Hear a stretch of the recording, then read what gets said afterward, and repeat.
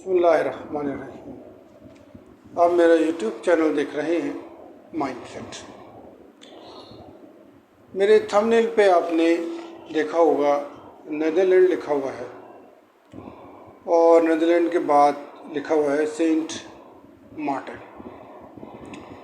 तो आज का जो वीज़ा है वो नॉर्थ अमेरिका में नेदरलैंड की ओवरसीज़ टेरिटरी के ऊपर है जिसका नाम है सेंट मार्टिन। इससे पहले मैं दो मज़ीद नेदरलैंड ओवरसीज़ टेरिटरी पे वीज़ा कर चुका हूँ, अरूबा और किशाव। आज जो है वो ये टेरिटरी जो कि नॉर्थ अमेरिका में है और इसका नाम है सेंट मार्टिन। एक छोटा सा आइलैंड है और इसका वीज़ा भी आपको वैसे ही हासिल होगा जैसे कि नेदरलैंड की दीगर ओवरसीज़ टेरिटरीज़ का वीज़ा है। 80 यूरो आपको वीज़ा फ़ी पे करनी होगी और 90 डेज़ का वीज़ा है जिसको शॉर्ट स्टे वीज़ा कहा जाता है। पॉपुलेशन इसकी 43,000 और कैपिटल है फिलिप्सबर्ग।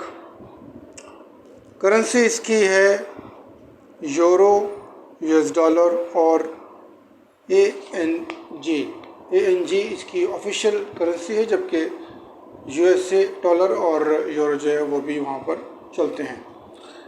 इस बात का ख्याल रखिएगा कि ये जो वीज़ा है वो ना तो शेंजन वीज़ा है यूरोप का और ना ही ये यूरोपियन वीज़ा है। तो नेदरलैंड की ओवरसीज़ टेरिटरी है लेकिन वीज़ा जो है एक नॉर्मल वीज़ा है।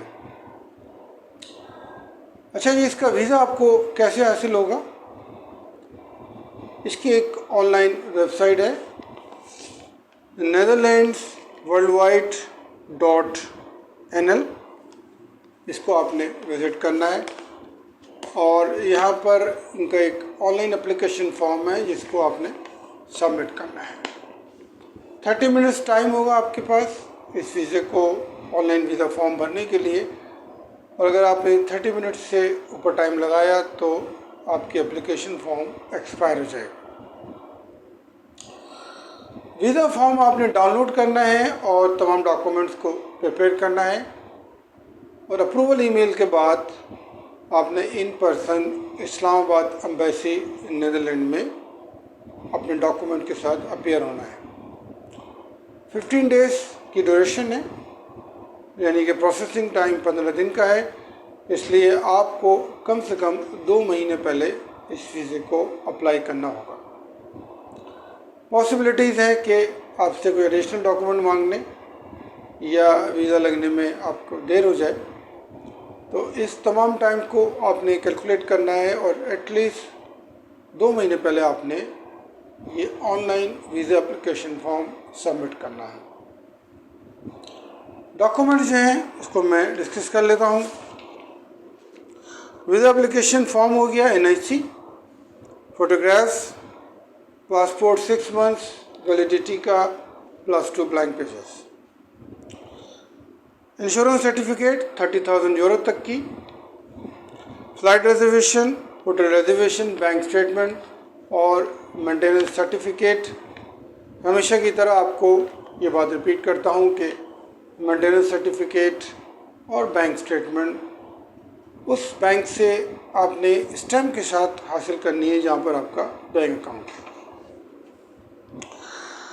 उसके बाद एम्प्लॉयमेंट लेटर, अगर आप किसी कंपनी में जॉब करते हैं तो एम्प्लॉयमेंट लेटर और +3 मंथ्स की पे स्लिप्स। बिजनेस करते हैं तो बिजनेस सर्टिफिकेट, और फाइलर हैं तो इंडियन और टैक्स रिटर्न 2 ईयर्स का FBR का ये डॉक्यूमेंट आपको हासिल करने होंगे। अदर सोर्स ऑफ इनकम, देखिए जितनी अच्छी आपकी बैंक स्टेटमेंट होगी, जितनी आपकी सोर्स ऑफ इनकम स्ट्रॉन्ग होगी, जितना आपका फाइनेंशियल बैकग्राउंड एक्सीलेंट होगा, बेहतरीन होगा, उतने ही आपके चांसेस हैं कि आपको वीज़ा मिल जाए। वीज़ा मिलने में दूसरा फैक्टर्स ये हैं कि आपने फॉर्म जो है वो सही सबमिट किया हो उसमें जो डिटेल्स सबमिट की हो वो करेक्ट हो अकॉर्डिंग टू योर पासपोर्ट्स, और आपकी बैंक स्टेटमेंट और उसमें ट्रांजैक्शन जो है वो ज़ाहिर होती हो, और ये डॉक्यूमेंट आप सबमिट कर रहे हैं वो ओरिजिनल हो और उसमें कोई एरर ना हो। तो ये तमाम चीज़ें अगर आप अरेंज कर लेंगे तो पॉसिबिलिटी है कि आपको वीज़ा मिल जाए। टूरिज़म के एतबार से एक बेहतरीन कंट्री है। अगर आप ये चाहते हैं कि आपका एक अच्छा पासपोर्ट बन जाए, एक अच्छी ट्रैवल हिस्ट्री बन जाए, तो यहाँ का विज़िट वीज़ा आप हासिल कर सकते हैं। उसके साथ अरूबा है, और अरूबा के साथ इनकी दूसरी टेरिटरी है क्रोशा। इनका भी वीज़ा अगर आप हासिल कर लें, क्योंकि तीनों का जो वीज़ा है वो उसको हासिल करने का एक ही तरीका है। आखिर में आपको वीडियो अगर पसंद आई है, इसके बारे में कोई कमेंट्स हैं आपके जहन में, कोई क्वेश्चन हैं, तो कमेंट्स बॉक्स में आप लिख सकते हैं मुझको। तो जैसे मुझे टाइम मिलेगा मैं उसको रिप्लाई करने की कोशिश करूँगा। इन अल्फाज के साथ इजाज़त तलब करता हूँ। टेक केयर एंड अल्लाह हाफ़िज़।